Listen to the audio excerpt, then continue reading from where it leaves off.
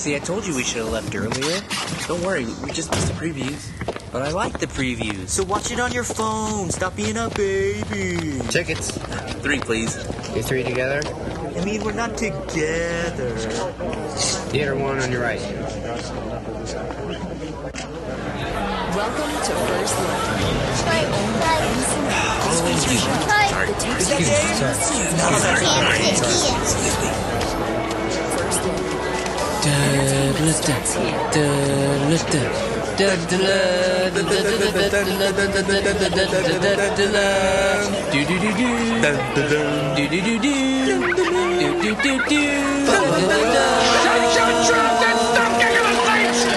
We're trying to watch the movie! Recorded live from the deepest and darkest sewers of your minds. This is Last in Line, the only show on the internet that kills with laughter. And now your hosts. Hey, welcome one and all to Last in Line. This is part 2 of our Halloween episode. We are spending all month long talking about the best of the worst in Halloween movies. Tonight we're getting down to the nitty gritty with Hocus Pocus. So we're going to get started here immediately. You guys know how this show works. Joining me as always, it's Nat Martin. Hey Nat. Hey, how's it going? It's good. Sorry. You're very excited, huh? I am, especially to talk about this movie. So many things I got in my mind. So many notes I have about this movie. But you went back, and just real quick, when you went back, you didn't find anything, like, you were excited to see it again. I was, because it was a while since I seen it. Like 10 years. So I was like, okay, nice to revisit and stuff the movie. And on the other side of the table, you guys know him. It's Andy Reyes. Hey, Andy. It seems like you haven't seen any movie in 10 years. Well, once Yeah, we went back. it's more general and I just stuff. sort of chime. Well, you're hearing things. I know, maybe you should take your headphones and stuff. I don't know what to tell you. That's the first sign of dementia, Andy. I think that's right. I'm pretty sure I'm right.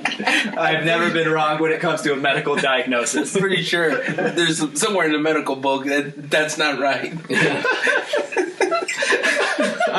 On a scale of Google to WebMD or somewhere. I'm an Ask Jeeves. Ask Jeeves? No one has used that reference like 10 years ago. Yeah, as long as he's seen a movie. Oh, man. All right, you guys, we're going to get started here. Andy, you lost our game of taglines to Nat last week. Yes. Nat made you watch Evil Dead. Ash versus the Evil Dead. Evil Dead, yeah. Let's just jump in, man. Tell us about this show. Okay, so I was actually... Thank you for giving me a half-hour TV show. That was very refreshing. It's fun. So this is just some thoughts and experiences I had as I was watching Ash vs. the Evil Dead, Season 2, Episode 2. So we jump right into it. Apparently the $6 million man is the father of the $6 million chin, Bruce Campbell. Bruce and co. barge in, and the old man is not happy to see him on account of he's waiting on a lady friend to come over and share some cheesecake or something. Is that Xena? Man, she's tall. Everyone looks a little roughed up, and they're coming home to deal with something sinister. Apparently, Mexifro was a surrogate Virgin Mary for Xena's demon spawn. Blah, blah, blah, big fake demonic words. Cut to the hippest morgue I've ever seen on TV. Gross. I couldn't cut up dead bodies for a living. Not to mention, I would always be worried that, oh shit, that's what I was afraid of. Dead body come back to life. Oh man, that dude is dead. So much blood. Why would anyone who works at a morgue ever wear headphones? You gotta be on high alert in case dead bodies start coming back to life, man. Okay, so back with our crew of demon hunters. Mexifro keeps calling Bruce Campbell El Jefe, which is Spanish for the boss. Mm-hmm. I can't tell if this girl with them is Jewish or Indian. Wait, her name is Kelly? Well, that doesn't help me at all. I don't know, but she keeps calling Mexifro vagina, and he just lets her. So El Jefe and Kelly go go to the morgue to find some evil book that Xena hid from her demon spawn in, of course, a dead body. Meanwhile, back in Hefe's old bedroom, Xena and Mexifro are getting into an argument. It seems a little sexual. He points a knife at her, and she grabs him and pins him on the bed. Hot! Back at the morgue, Hefe is tearing into a room full of cadavers, and, I don't think blood splatters like that when you're dead. He finally finds the body with the book, but the body's already been possessed by the demon spawn. They get into a brawl, and Ash keeps getting choked out and tossed around by the intestines of the dead man. Then finally, the intestine pull him into the body and up through the dead man's butt. Oh my gosh, this is so gross. Ash is now wearing the cadaver like a hooded scarf and looking through a gaping hole in the stomach. I think I know what Nat's going as for Halloween. A butthole. So after a long, disgusting tussle, Ash kills the demon and gets the book. Then he realizes that the lady friend his dad is having over is dead and possessed by one of the demon spawns. So they head back to the house, but get into a battle of words with some douchebag teenagers on the way. They get to the house and find the possessed woman attacking Xena and Mexifro. Xena kills the demon, blood everywhere, and Ash is pissed because he told them not to touch anything except if they tidy up. He left the book in the car, and the teenage douchebags just stole the car. The end. I would, honestly, at this point, I would love to see your butthole costume. It'd be kind of hard to pull, though, because then I would have to create a fake body to go over my head. So you're saying it would be kind of hard to pull the butthole? Yeah. Well, do you want me to go as the guy from Preacher, Arseface? Yes. The guy, his mouth is a butthole? No, I want you to go as the morgue scene. Yeah, that would mean I have to create a body. Yeah. Oh, it was so gross. Yeah, it is gross. I watched that scene over and over. Like, that's the only part of that episode that I love. Yeah, it was fun. It was a nice show. I don't know if I would really get into it. It's a little cheesy, but I mean, I guess the Evil Dead stuff is a little kind of tongue in cheek. But I mean, yeah, it was a fun episode, fun to kind of joke around with. Would you watch the show again? Like, would you go back and start at the beginning? I would say I would, but knowing me, I have so much TV that I need to go back and catch up on. It'd probably go down towards the end of the list. Yeah, because I would be honest, I love Evil Dead, and Evil Dead 2 and Ash, but even I don't even have the time to watch the show sometimes. So yeah, I mean, it's a good show. Yeah, it's just finding time to actually see it. But. All right, well, from TV shows to movies, you guys, it's the movie news rundown.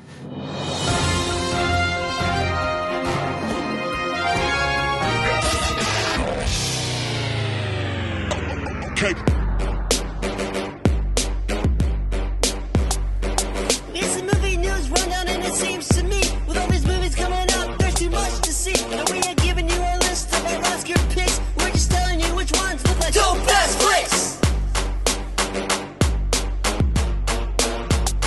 That's right, you guys. This is the movie news rundown. What we like to do here each and every episode is we like to take a look at some of the big stories that are trending in Hollywood. Tonight, we're going to be sitting here and we're going to talk a little Detective Pikachu. Andy, you were a big Pokemon Go fan eventually. not right when it came out. You're outing him already. Yeah, you know what? Like 6 months after that game came out, I remember getting a screenshot from Andy going, "Hey guys, look, I took over a gym." We're like, "Sorry, dude, it's not cool anymore." That's usually how it goes for me. He took over an abandoned gym. No, okay. He's like, "Guys, I got in. It's all mine." The gym was at a daycare. I was fighting with young kids for it. All right, so and the rumor going around right now is that this movie is going to start shooting in January, and it's eyeing The Rock, Hugh Jackman, who else? Ryan Reynolds, and Mark Wahlberg to voice Detective Pikachu. Now, historically, Pikachu doesn't talk, so unless we've got a Groot situation on our hand, he does. If you remember the show, he does. He just says his name. Well, exactly. That's what I'm saying. But it's a really high-pitched voice. Well, that's what I'm saying. If we got a Groot situation on our hand. But Andy, you were saying earlier that the game Detective Pikachu, he does talk. Yeah, I mean, I haven't heard the voice, but reading the article that it mentions that in the game that he does actually speak, full sentences. So it's interesting to think about. Is this supposed to be animated? Yeah. Yeah, Okay. well, no, it's live action. Is But it it's, live? yeah, it's gonna be It's live like action, a- but Pikachu is gonna be CGI. Oh, okay. Can you imagine like a deep voice, like a deep grizzled Pikachu who sounds like straight detective? Like he just smokes a lot, and you're like, that is a total detective. He lights his cigarettes with his, Yeah, with his tail. I don't know if I want someone to actually like do just like an original, take on it, or someone that will come in and try to sound kind of like Pikachu. Because I don't think any of these guys really could. Maybe Ryan Reynolds, but yeah. The more I thought about it, I thought Hugh Jackman would be a good choice, because if we're doing a detective movie, we can play on cliches of, he can be the detective with the gravelly voice, but what makes Hugh Jackman better than these choices is he can sing. So he can, if it's a kids movie, he's ready for do musicals, so he can sing, and actually he does have a nice voice, Hugh Jackman. He's won Tonys, hasn't he? Yeah. Yeah. He's got the EGOT. No. Yes. No. Doesn't he have he has a... No. He doesn't have an Emmy. That's right. He doesn't have doesn't have an an- Oscar. He didn't win an Oscar. Yes, he did. For what movie? Logan. Oh, not yet. I'm predicting the future. Okay. It's very possible. Look, there's only one choice for this, and it's Macho Man Randy Savage. Okay. Well, we're gonna go through the archives and splice his. I feel like if we go back long enough, you could get enough audio of him to splice together to form sentences. And with that being said, moving forward, you guys, let's talk about Bright. So his new featurette came out for Bright. David Ayer's new Netflix movie with Will Smith. What did we think about this? Well, we've already seen 2 trailers for it, and at the end of this featurette it says another trailer is coming soon. So I'm like, how much are they going to show us of this Because movie? what we get trailers for trailers. Yes. By the time this movie comes out, I'm just not going to give a fuck. Yeah, and this featurette, it felt like one of those, when you show up to a movie theater early and you see on the screen they do, they're like, this is what's coming soon. We're going in depth. First look. I was like, all right, yeah, this it's whatever. Trailer, featurette, first look. But I'm excited for this for the simple fact that this is basically Lord of the Rings meets Bad Boys. I wouldn't say Bad Boys. It feels like didn't get a Bad Boys it feels vibe more when you like watched was it Training Day? Yeah, it's more Training Day than. Yeah. I don't know, dude, when I watched it, that's what I was going to talk to you about, is when we watched it, all I could think about was the orc was basically Martin Lawrence. Well, I mean, I guess if you're talking about Bad Boys in the way of how they interact with each other, then I guess you're right. But if you're talking about the tone of Bad Boys, it's way different than. No, I don't think it's gonna be like as funny. It's Bad Boys, but with a magic wand and a sword. No, it's more like End of Watch with Lord of the Rings tied It feels into it. very racially motivated. Like to me, and he wrote the movie. He wrote End of Watch, so it just feels like he's doing End of Watch with an orc and elves and a magic wand. But did you see what they said at the end of the trailer, Andy? You know what's coming soon? The soundtrack. And we're hoping he raps. Ooh. This would be such a missed opportunity if Will Smith doesn't do the theme song for Bright, called Bright. Available on iTunes, coming soon. Well, it doesn't have to be the theme song. Just Yes, it him. does. Just him and it has rapping to a be song. called Bright. It's gonna be the song over the end credits. Yeah, exactly. It's gonna be the song over the end credits. Like Deep Blue Sea with the LL Cool J's rap song. Have you seen that? Yeah, I know which one. Oh, it's so good. All right, guys. We're going from a movie that possibly takes place in Compton to stay in the city of Compton. We're talking Snake out of Compton. Yeah. We should tell the viewer, if you've not seen the trailer, maybe you should pause the podcast and go see it. But just to give you a general feel of the trailer or what the movie is about, basically there's a huge snake loose in the city of Compton. Yo, I watched this trailer, right? And it's this crazy scientist kid, right? He's a kid. He has a pet snake, and something happens to the snake, and it just keeps getting bigger and bigger and bigger. But like, here's the reason I wanted to talk about this. Do you think that this is going to be the next Snakes on a Plane? Does it have that kind of like possibility at all? Or does it just look like horseshit? It looks like horseshit. see, that's the thing. It looks dumb, but it also, to me, it looks like it's trying to look dumb, but it actually could be really smart. When I saw the trailer, I don't know if you got the same feel, but watching the movie, I thought it was two different movies. Like, with the humans, when they show the humans interact with each other and they show more of the plot of the human, it felt like a different movie. And then all of a sudden, we had to add a snake into it, and it kind of felt at the beginning. It kind of felt like that movie Dope. Do you think like they were trying to make a low budget Dope, and then the producers came in and went, "Guys, we gotta add a snake to this. Gotta add a snake. What can we add to make this better? We gotta be able to play on the words. It's got to be a pun. Mm-hmm. Snake out of Compton.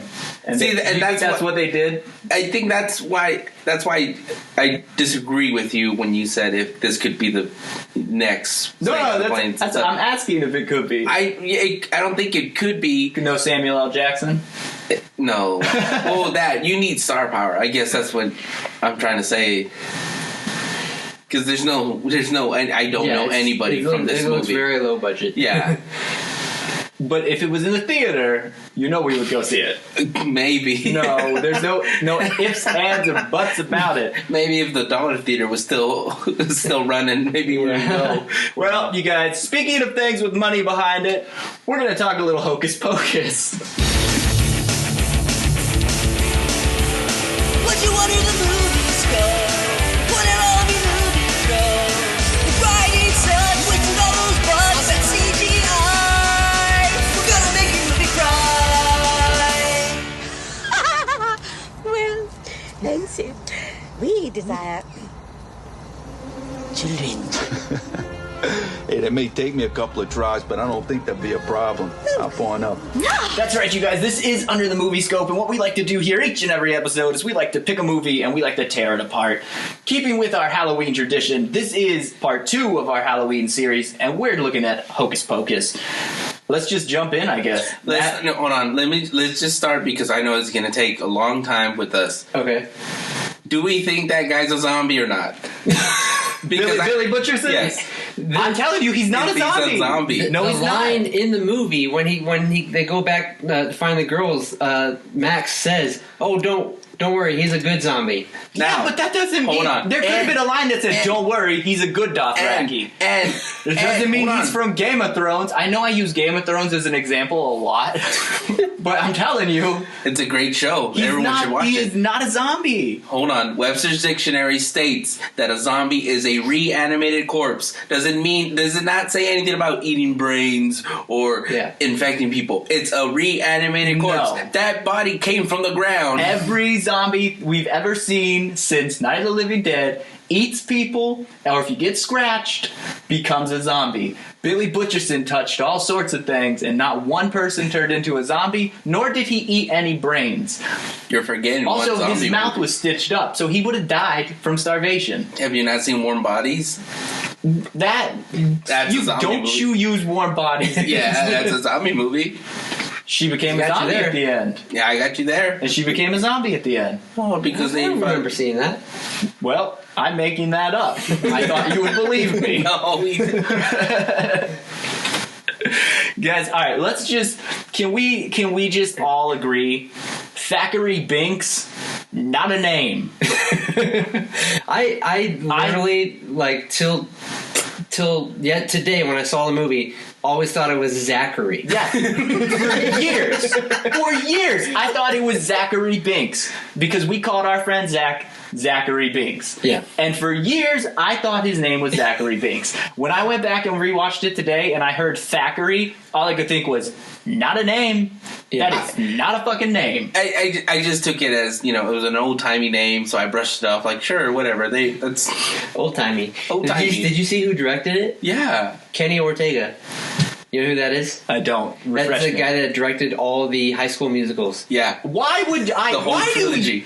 Why do you know that? Why do I know that? Why wouldn't you know that? Yeah. Because I'm not a cool dad. I don't know all the songs of the High School Musical. I'm a purist. I only saw the first one. The purest thing. You gotta be a completist. You gotta finish that song, that trilogy. One day when we do this show, we're gonna do a game where we pitch High School Musical 4, where they all go back. The reunion. Yeah, the reunion, or where they go back and they're gym teachers. We're getting really sidetracked. Yeah. Guys, Hocus Pocus. Yeah. So can we talk about the fact that, again, Thackery Binks, not a name, but also this was a 1993 Disney film, and they killed a kid. Right in front of you within the first 10 minutes of this film. Also, they killed 3 people. They hang them. Yeah, in a Disney film, right in front of you. Mm-hmm. I thought that hanging scene was, I guess you can say good taste. Yeah, you see their feet dangling. But can we also talk about the fact that this story has been passed down from generation to generation to generation, and yet every time they say, nobody knows what happened to Thackery, nobody knows what happened to who is passing down this story? Yeah. It's just a legend that everyone keeps telling, and you know what happened? It's that game. Who passed it down the first time? But it's that game, what is it called? Where someone starts a rumor on one end, Telephone. and by the 10... It's called telephone. And by the end... And it's also called lazy writing. Well, again... Now, here's some lazy writing for you. Now, could he not speak the whole time? Yeah. Why wouldn't he just go up to someone and be like, hey, I'm a talking cat? Yeah. When he was running on his dad's feet, did he not know how to speak? Did it take him 300 years to learn how to talk? Yeah. I took it as, his cat noises. In his head, that's him speaking, but then to us humans, it's just cat noises. But they were talking to him. Oh, I don't know. Then it's plot holes then. It's called lazy writing. Lazy writing. Also, can we also talk about, I feel like I have so much that I just want to tear apart. Actually, I want to start. There's one movie that I did not mind seeing Sarah Jessica Parker in this movie. Did you think it was weird that the other 2 Sanderson sisters were related to a horse in this movie? A bit. I didn't think about it that much, but yeah, now that you say it, it is kind of weird. Did they adopt that horse? Because I'm pretty sure she wasn't a blood relative. Okay, first off, she had a long blonde mane. First off, she looked like really prime great. Sarah Jessica Parker. She looked amazing. Well, when did her face start looking like a foot?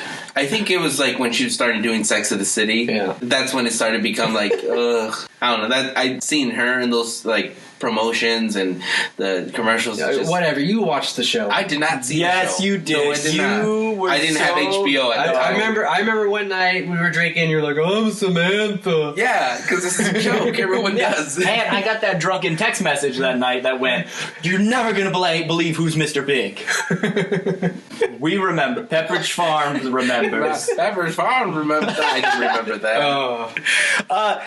Also, how weird was that scene where Max was molesting his pillow and his sister was creepily watching from the closet? Oh, I thought it was real creepy. Did anyone else think that the scene when they go to the Sanderson sisters' house and he's like, we should light it. You want to light it? Ask the girl, you want to light it? And she's like, I'll pass. Did you think that was innuendo to saying she's not a virgin? Absolutely. I thought that too. Absolutely. Well, there's should have been also, throughout the whole movie, I feel like his 8-year-old sister was giving him crap the entire movie about him being a virgin. Because she's the one who kept pointing it out. He's a virgin. He's a virgin. Yeah. Shut up, bitch. The more I think about it, the more there is a lot of sex jokes in this movie. When they meet the bus driver. Yeah. And then, he gives a speech of, what does the bus do? It's like, it takes you to whatever destination you want or desire. And she goes, well, take us to the children. And his line is, well, it might take a while, but I'll get through it. Implying that he'll has to bang all 3 of them to get children.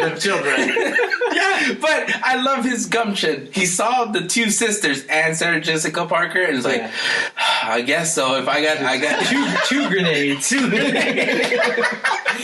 And then also, the Gary Marshall character. Thank you. You were gonna, just come on in. And you know who this played is my sister playing my wife. No, yeah, that's my wife playing by his real sister. Yeah, they're implying incest in this movie. I mean, not really. Going back to your Game of Thrones reference.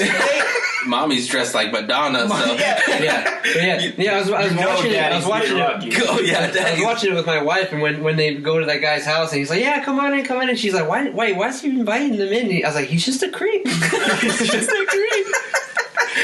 Also, when I did see Gary Marshall, the one thought that came to my head is, do you think Hector Elizondo's going to be in this movie?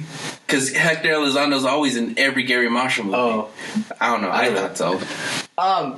Can we also just go back real quick to this little 8-year-old, his sister Danny? Because when she tells... You mean Thora Birch? Yes. When she tells... what's the girl's name? I just called her Yabos. Yes, that's what I want to talk about. When she tells her, Max likes your Yabos. What? He loves them. Yeah. I'm sorry. If my sister did that to me when I was in high school, I wouldn't have a little sister anymore. Wait, you mean Vanessa Shaw? Yes. Yeah, I mean, that's her real name. That's who I'm thinking of. Okay. Anyways, had my sister done that, I wouldn't have a sister because she would be dead. You say that, but I mean, siblings have been busting, balls left and right, since the decades. Siblings have been killing each other for decades. Also, Cain and Abel. Also, in that same scene, what rich white people just leave their doors open and have the candy bowl all the way into the foyer of their house for people to just walk in and pick up the candy? That's lazy right there. I thought it was real lazy. It's called plot device. Or maybe that was the candy for the people at the party, and they're just walking in, and they're like, "What the heck are you doing?" Look, just real quick because we're running short on time. Okay. Let's just skip ahead to the end of this movie. I just want to touch on the fact that Max is a straight psychopath. In what way? When Jay and Ice get captured by the Sanderson sisters and they're in the cages, and Max goes in like the hero that he is to save the day, he saves his sister, looks at Jay and Ice. You think, he's going to save them. No. Steals his shoes back, leaves them in the cages to die a slow and painful death of starvation and dehydration. No, he was going to come back eventually save them. Yes, he was. No, he took his shoes. Yeah, because it was his shoes to begin with. Also, if you're going with a psychopath, theory, why don't you bring up the point that this kid has a lighter? And not afraid to use it. He's used it many times. He lights up the sprinkler. He's constantly flicking it on. He's constantly flicking it up right there. That's right there, signs of a psychopath. Yeah, but he got that lighter at the house. It's not like he just happened to have it on him. Yeah, but what kid grabs a lighter and is like, "Ooh, I'm gonna play with it. This is pretty cool." All right. Look, this one. There's not as much to tear apart with this one as there was Ernest Scared Stupid. Yeah, I still like it. That's the thing I was going to say. Is it wrong that I like this movie? I know a lot of people go back and, people have reviewed this movie. They say it's not as good as it was. I can see it doesn't hold up because some of the effects are just really god-awful. Yeah, well, I think it falls into kind of a little category where, it might not hold up quite as much, but you still kind of laugh at stuff that you laughed at when you were a kid and remember it, kind of the nostalgia factor. Because I could definitely tell that some of the stuff, that's not, not very smart, but I still liked it. For me, it did not hold up. I'm sitting there watching this thing, and I'm just like, God, I was dumb when I was little. It just didn't do it for me. If I was feeling super nostalgic, come on, she uses a vacuum cleaner as a witch broom. Yeah, because it was the only thing in that closet that was going to support her weight. Look, you mean Peggy Hill? Yeah, if I'm feeling super nostalgic, maybe I'll go back and watch it, but not to the point that this should be shown in a marathon on Halloween on Freeform from 11 a.m. to 12 p.m. It should not be the only thing on TV. Yeah. It's not that good. I don't know who decided on that, making it as the best kids Halloween movie. Yeah, there's not a lot of kids Halloween movies. Ernest Scared Stupid. Casper. All the Halloween Wendy. towns. That's 2 different movies. I know, right there. You just named 2. All right, look, let's put it on our scale. For me, I'm saying rental because I'm not going to go so far as to say skip it, but don't watch it more than once a year, and definitely don't go see it in the theater. Nat? I would say rental because I did rent the movie. So I will say, rental for me. Andy? Well, I didn't rent it. I didn't stream it. I don't own it. I won't tell you how I saw it, but I'll say rental. Very classified, okay. All right, there you have it. You guys, it's time for us to stop talking movies and talk a little TV. Now let's take a break from movies and talk TV shows. TV Roundup.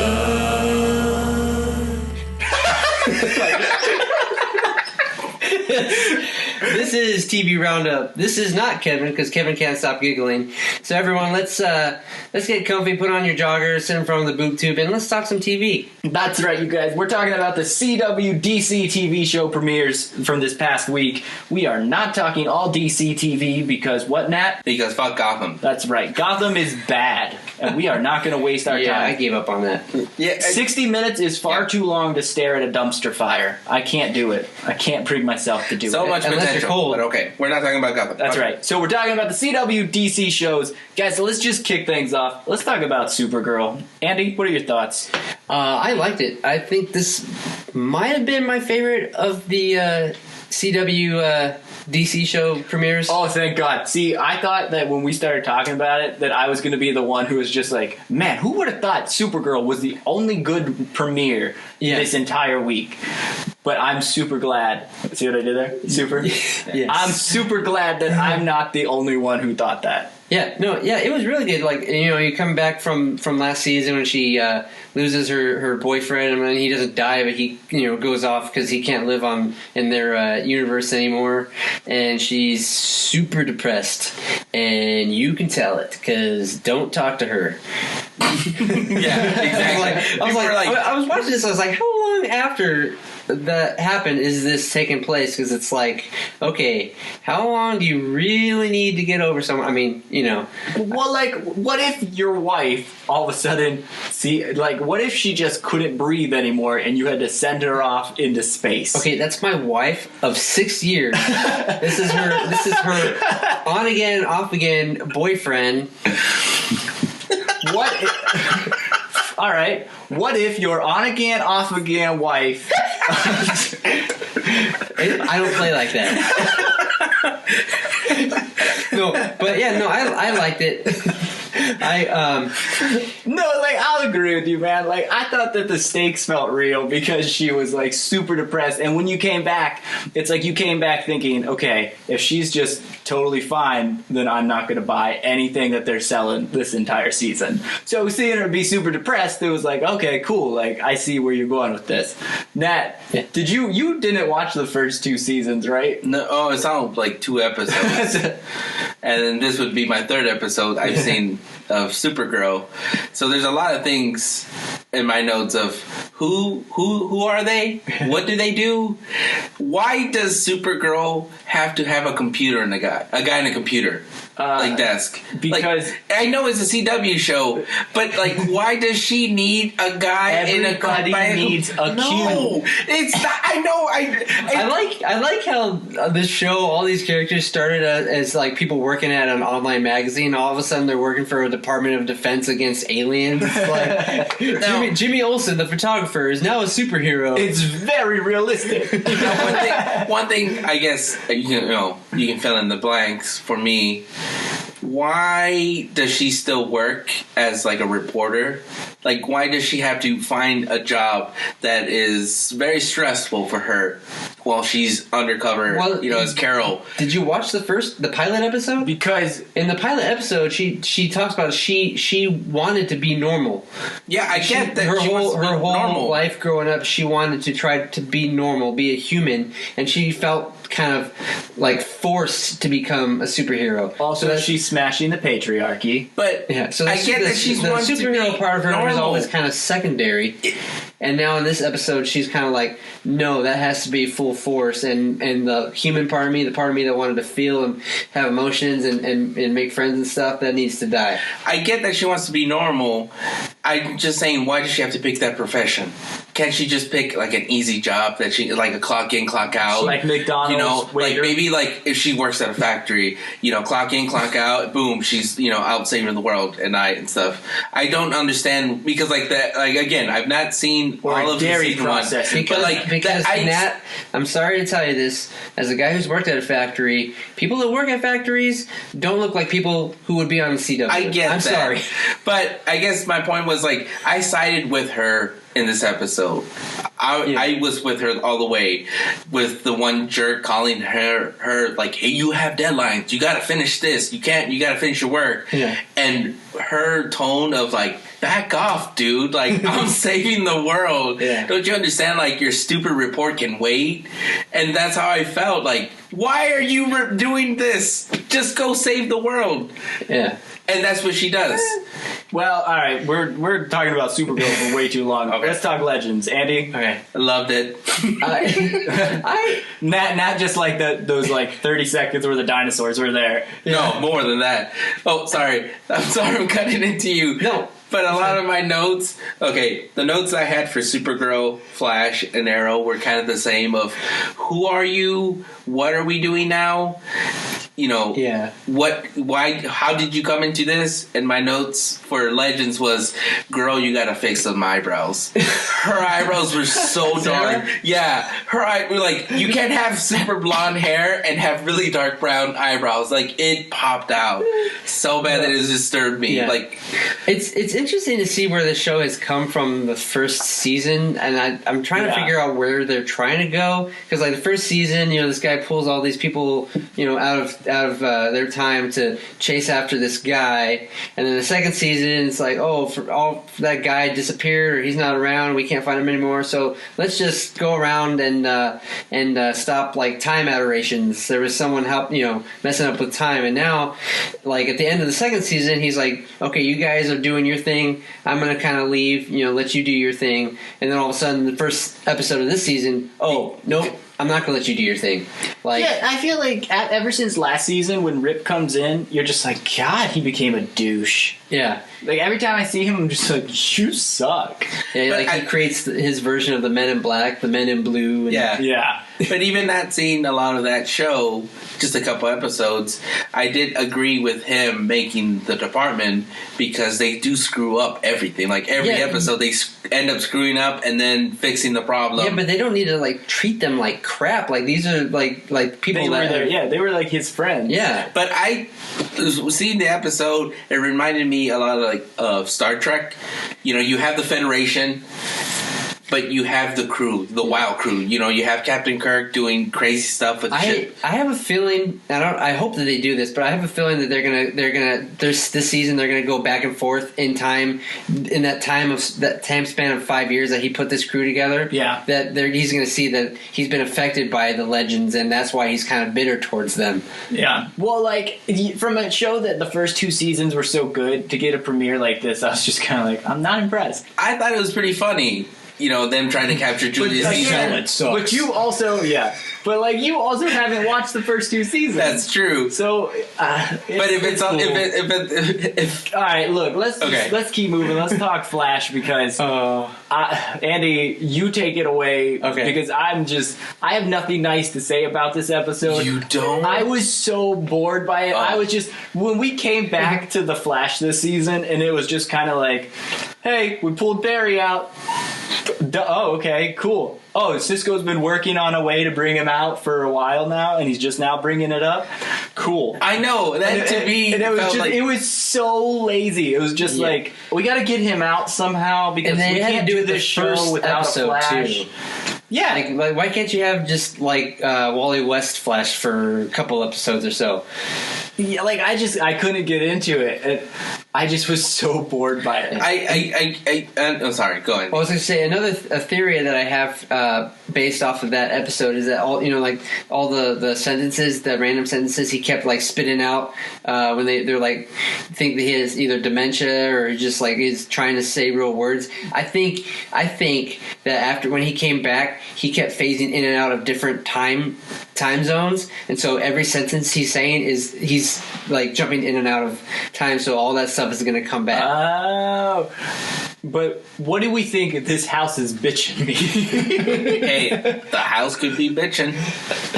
Look, in all, like I'm not going to waste any more time because hold on. There's only one show that premiered. Hold on. Let me just one point. I'm sorry. I understand. I get what you mean, and yes, I agree with part of the first half of Flash episode was kind of boring, and yes, it was lazy writing of how do we get him back, but they brought me back at the end when they showed the Thinker. That was a rad design. Like that was pretty. That cool. To me is like, okay, you're bringing up another unknown villain that not a lot of people know, and you're kind of doing it pretty cool. Yeah. I thought I got pretty excited. I am excited that this season it's not a speedster. So like, good for them for finally doing something different. But and his design was cool, but the episode was very just one question to end this episode. Does Caitlin have a pimp?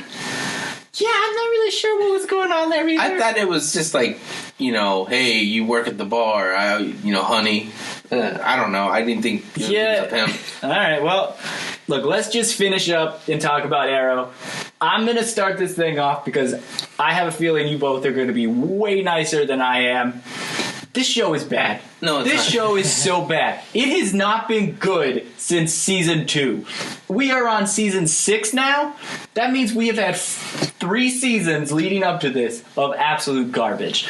I can't even put into words how disappointed. Like, I thought they got me last year. Those first 5 episodes last year, I was like, oh man, this could be all right. This could be picking up. This could be good. And it wasn't. It was so bad. And then they got me. And they were like, Kevin, we got you. And they twisted the knife. Then this season, I'm thinking, okay, the ending, the finale last year, we got some possibilities. Nope. You know what happens? We come back and everyone's fine. They tell us, hey, this is season 5, we're done, we're not doing flashbacks anymore. But you know what? They figured out how to do fucking flashbacks again. Instead of 5 years, it's 5 months. Instead of just going forward and picking up where the finale left off and saying, hey guys, let's see what happens next. Nope. Everyone's fine. Everyone survived. And we're just going to do flashbacks now to show you what happened. You and your fucking flashbacks! I didn't see it that way. I saw it as a way of, what happened at the island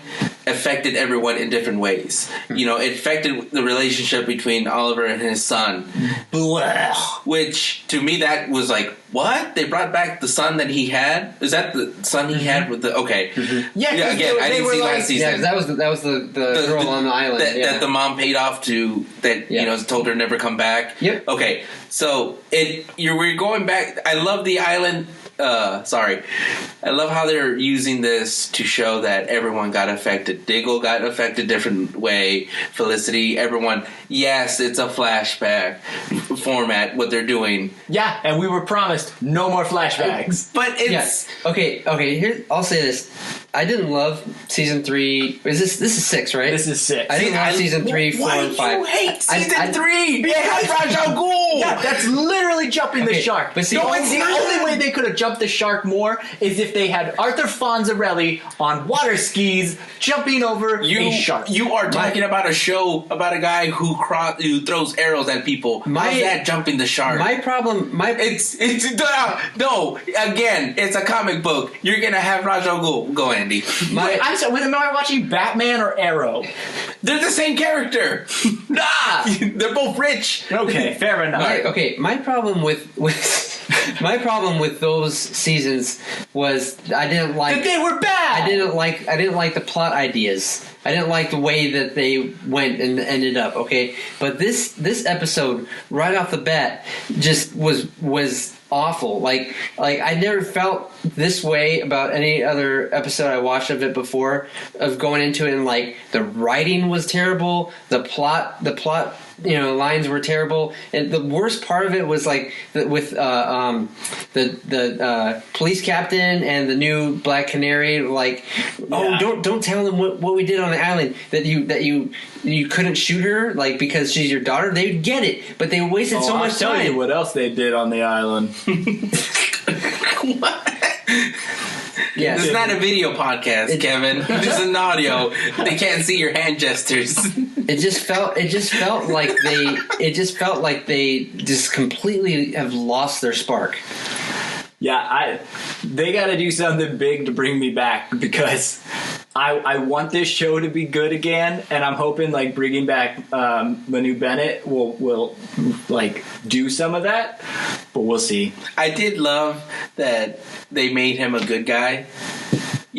That it's kind of like pro wrestling where, you have a guy who's a bad guy for 6 months, and then the next 6 months, I'm a good guy now. Like, I love that because I love Manu Bennett. It's like, okay, who do you think is the guy that gets Laurel? Who picks up Laurel? Like, grabs her hand. Do we have any theories? Because that's how the episode ends. We see her dead body being picked up by someone.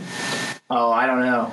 I really don't have any theories, because all I kept thinking was like, man, I'm glad to see Slade, and I like that they're taking him in like his anti-hero. I like that they're taking him that direction. Yeah. And I hope he doesn't go crazy again. Because if he goes crazy again, I'm going to be done. I'm going to be done with this show forever. That was the only good part of that show, was just being able to hear that, hey, kid, again. Like, Maybe, again, in pro wrestling, you have one guy being the bad, starting off good. Maybe he'll turn bad towards the end of the season. He'll do a double turn. I think I'm almost done with that show. All right, look, guys, we're coming up to the end of the episode here, and what we like to do with each and every episode is we like to play a game called Taglines. Hey, it's time for taglines. No, Mom, it's not a waste of our time. All right, you guys, this is the end of the episode. We are ready to play this game here. Guys, are you ready to play Taglines? Yay! You don't sound ready. I'm not ready, because I never win. I'm tired of never winning, and that keeps making me watch things like The West Wing. I feel like it's a tug of war between me and Nat and the belt here. I know. It really is, and I'm just basically here to make it fun. Yay! Burn. Yay for fun! All right, I'm ready, Nat. Yeah, I'm ready. Let's go All mano right. y mano. Andy? All right, let's get into it. I'll start with Nat, since he won last time. Yep. All right, Nat. Your first tagline is, when things get bad, they'll do their worst. Gremlins. No. The Expendable. That's incorrect. Nat, what do you want? Give me the director. Director is James Gunn. Slither. Nope. Guardians of the Galaxy. That is correct. Damn it. For 4 points? Yes, sir. Oh, man, starting off strong. Nope, that's as good as it's about to get. All right. Then we'll go to Kevin. Yep. For this next tagline. The dead are alive. Dead Alive. No. The Return of the Living Dead. That is incorrect. Kevin? Let me get the year it came out. The year it came out was 2014. Cooties. Nope. 2014, you said? Yep. There was the tagline is The dead are alive. 2014, Warm Bodies. That is incorrect. Let me get a quote. All right. Kevin, your quote. Is this really what you want? Living in the shadows, hunting, being hunted, always alone? Dark Shadow. Incorrect. Nat, you want a quote? Yeah, quote. You interfered in my world. I destroyed yours. Or do you think it was a coincidence that all the women in your life end up dead? Wait, what was the tagline again? The dead are alive. 2014, right? Yes. I know it's not the right name. Constantine. Nope. Can I get the director? The director is Sam Mendes. Is it Drive Angry? No. Nat? Is it Skyfall? No. Okay, genre. Genre is action, adventure, thriller. And the tagline is The dead are alive. Dawn of the Dead. No. Come on, Nat. You know it. There's a lot of movies right now. Just, The Kingdom. Nope. Man. Oh, I knew you guys wouldn't get that one. That was a horrible tagline for this movie called Spectre. All right. So you were the closest. I know. I thought it came out in 2015. That's why I didn't say it. Nat, your next tagline is "Homework can wait, the city can't." The Adventures in Babysitting? Nope. Agent Cody Banks? That is incorrect. Could I have the director, please? Director is John Watt. What's the tagline? Is Homework can wait, the city can't. Oh, it's Spy Kids. Nope. Clock Stoppers? No. Nat, what do we want? Give me a quote, please. All right, Nat, your quote. What if somebody had died? That's on you. What if you had died? That's on me. I don't need that guilt on my conscience. I'm gonna need the suit back. Oh, Spider-Man Homecoming. God damn it! That is correct. For 3 points. Okay. There were 3 to 4, going back to Kevin. The moment I heard it, I was like, I know. oh. I almost thought about keeping out the suit part, but Kevin, your tagline is "Everyone loves a happy ending." Pirates 2 Stagnetti's Revenge? No. Nat? Showgirls. Incorrect. Kevin? Let me get the director. The director is Joseph Gordon-Levitt. What's the quote? Everyone loves a happy ending. 50-50? Nope. Don John. That is correct. I told you I hated this game. 7 to 4. Okay, starting with Nat. Your tagline is "Your legacy is more than a name." Thor. Incorrect. Your legacy is more than a name? Mm-hmm. Sky High. No. Well, that would have been a good one. I know. Nat, what do you want? Let's go with a quote. Quote number 1. Time takes everybody out. Time's undefeated. Is it Looper? Incorrect. Kevin, you get a quote too. One step at a time, one punch at a time, one round at a time. What's the tagline? Your legacy is more than a name. Real Steel? Incorrect. Oh, that's a good one too. Now, what do you want? Give me the director. Director is Ryan Coogler. Oh, Creed. That is correct for the win. Man, we Told you. that was a fast game. 4 points was all I was gonna get. That was as good as it was getting. Alright. Nat, you are the winner. Look at you. You already have it prepped. You already prepped. He had it prepped already on his phone. He's like, I know. This is the first time I was prepared. Alright. So, keep it in mind with Halloween and spooky and scariness and ghouls and goblins. I want you to see the pilot for the Netflix show The Crown. What? Yeah, I want you to watch the pilot for The Crown. I hear it's scary and spooky. You just said I hear. You've never seen it? Nope. Would you stop giving me shows you've never seen? I want feedback. I want to know if it's a good show I need to invest my time in. Andy, He's using you. I know. Have you seen it? I started it. Don't spoil it. Don't. Okay, I won't say anything. I started. You know what? Yep. Great. I'm glad I have a show that neither one of you has seen. Did you guys figure out the theme of that game? I always pick a theme. I figured Movies that Nat knows. No. I had like 30 movies lined up because there was all movies with actors from Avengers Infinity Wars. Because yes, there's like 30 just like main actors That's in that not movie. a theme. A theme is the films of Brett Ratner. No. All right, guys, this is the end of the episode. You like how like when we end an episode, I just sound so defeated. I'm like, this is it. We're done. We're finished. you get to watch You The were Crown. defeated. Do you even know what the show's about? No, I assumed the Thomas Crown affair. Maybe. I don't know. You're going to be very disappointed. Hey, good thing it's on Netflix. Because if you get hooked, you can binge watch the whole season. You know what? I hope I do get hooked. So you're going to be very disappointed. Don't spoil it. I hope I do get hooked because that's the ultimate fuck you. If I'm like, man, this was great. Well, I mean, if you actually get hooked on it, then I might consider watching it. Because then I'm like, okay, Kevin loves it. I'll give this a watch. All right. Guys, I was gonna give you another West Wing episode just to mess with you, but I thought no. I would have known what was going on because I know those characters now. Well, I'll keep that in mind. Alright, you guys, this is the end of the episode. I'm done. I'm about to storm out of the studio. Don't leave the studio. Oh, there he goes. Oh. Kevin, don't get in the car. Don't get on the airplane. Don't you dare pay for first class. Don't you pay for the overpriced headphones. Now you're washed out. Alright, sorry, I'll stop. Oh, it's all good. Alright. Guys, if there's anything that you want us to ruin, if there's anything that you want us to talk about, send us an email to thelastinlinepodcast@gmail.com.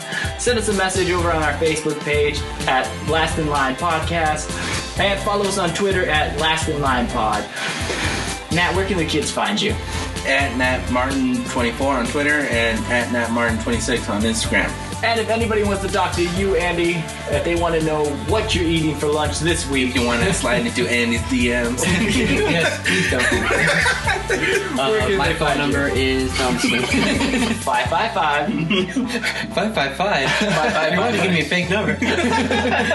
No, on Twitter and Instagram at Andy's Alter Ego. And you can find me on Instagram at Hey, I'm Kevin with 2 N's. I'm not on Twitter. But go ahead, send us anything you want to hear to our Facebook page or our email. Again, that is thelastinlinepodcast@gmail.com, and we will respond there. Also Twitter at Last in Line. Now, this was it for our Halloween series. Join us the next episode where we are tackling our favorite films for Thanksgiving. Or fall movies. So many to choose from. There's so many. So that's it for this episode. We will see you guys in a week. Bye-bye.